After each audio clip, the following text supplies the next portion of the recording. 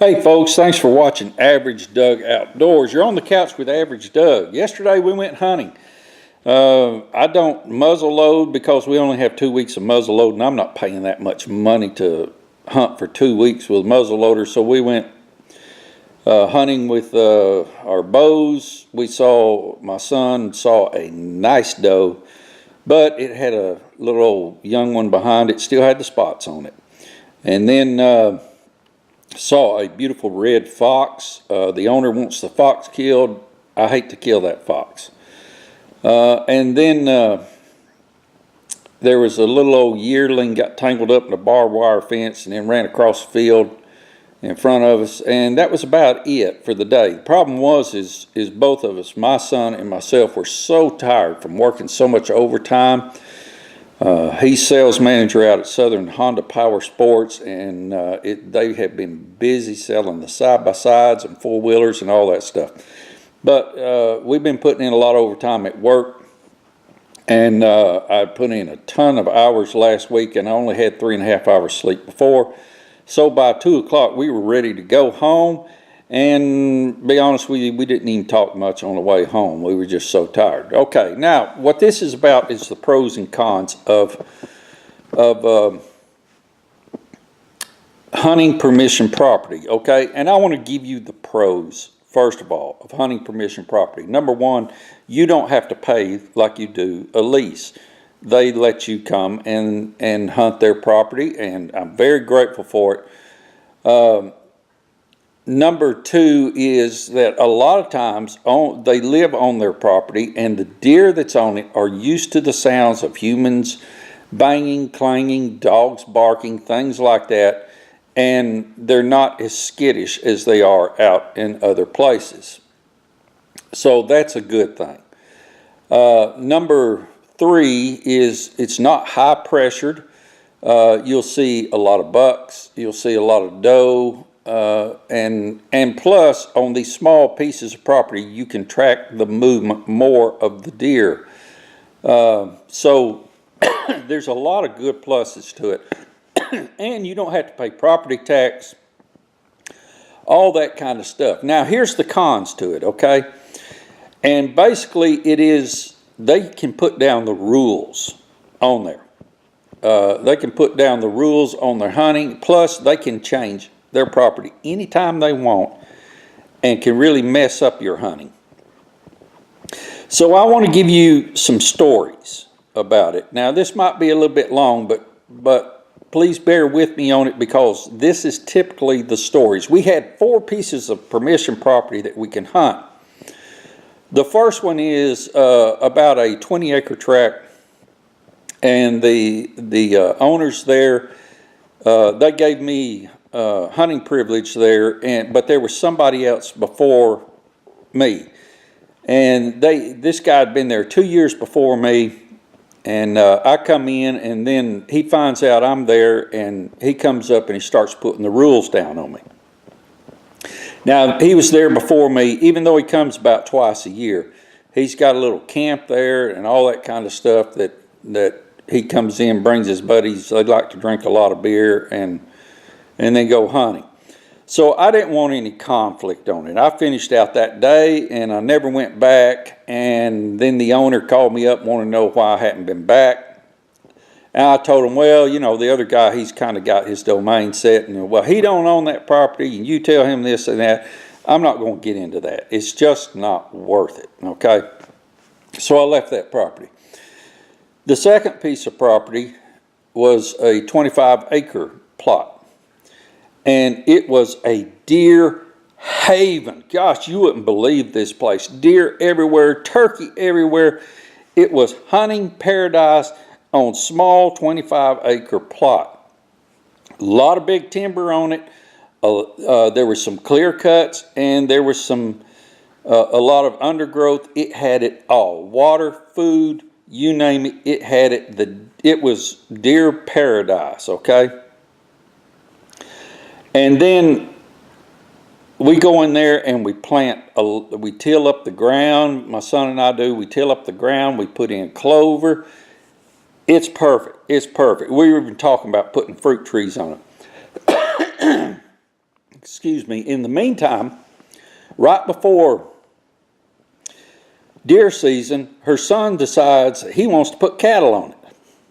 So he comes in there with a dozer and he dozes out all the underbrush, all of our food plots and all that stuff, and he piles it up in these big, long brush piles, and he tries to set it on fire, and he's got all that wrong and everything. So anyway, he gives up early season, but he messed up all of that stuff.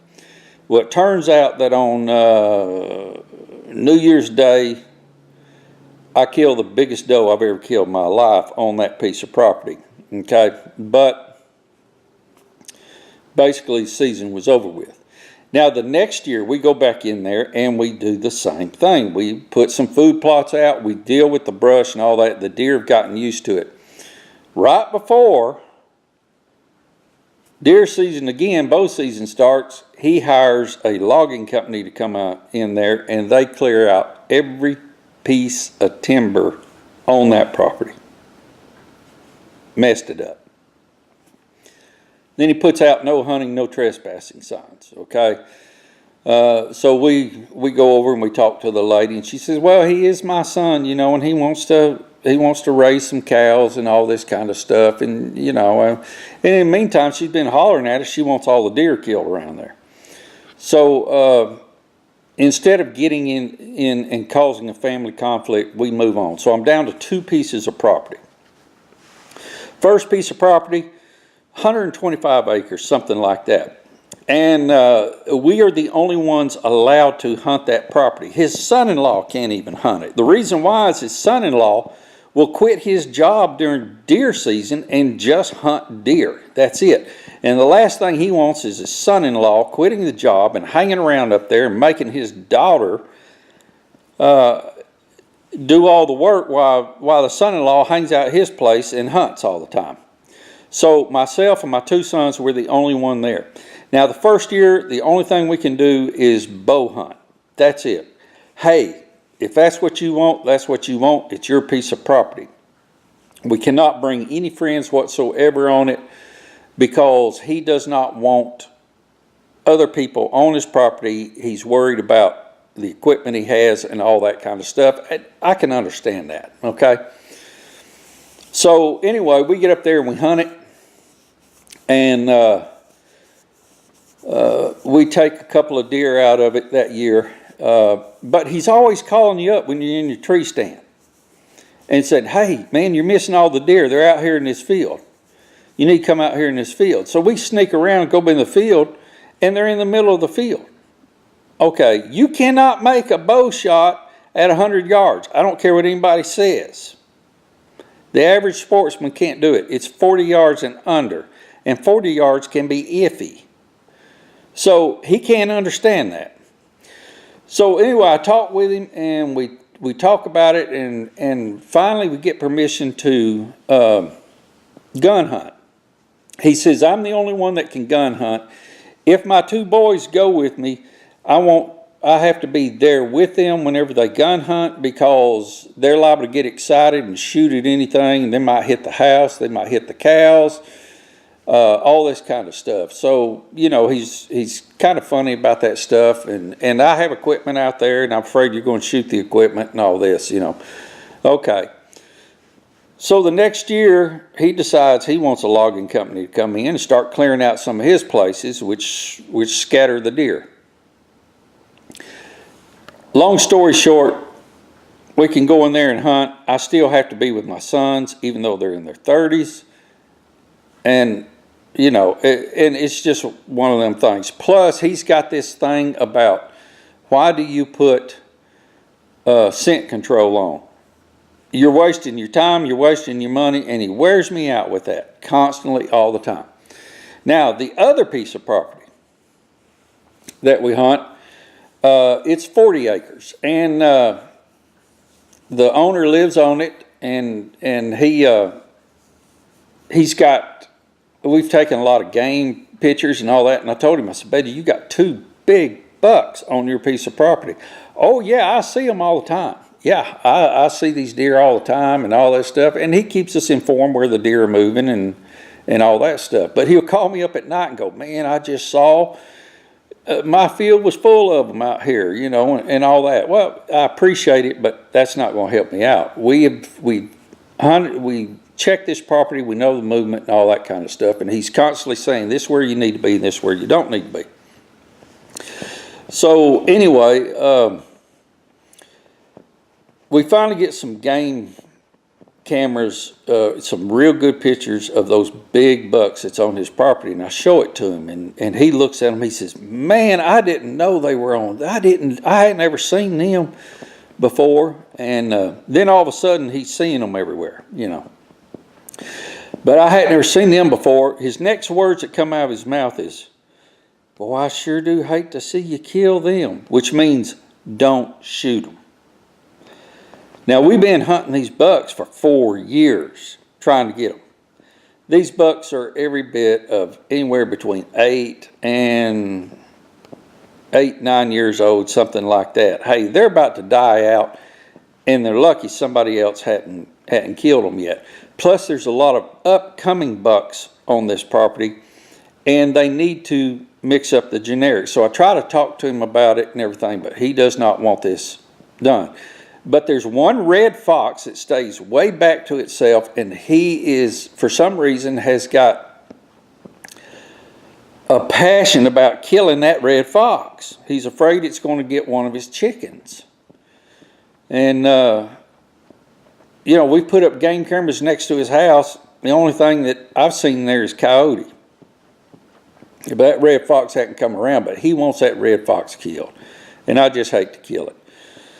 So anyway, that's what you have to put up with whenever it comes to hunting permission property, is you don't have free reign. You have to understand this is those guys' property, and they can put down the rules, and they will put down some of the strangest rules that you've ever seen in your life.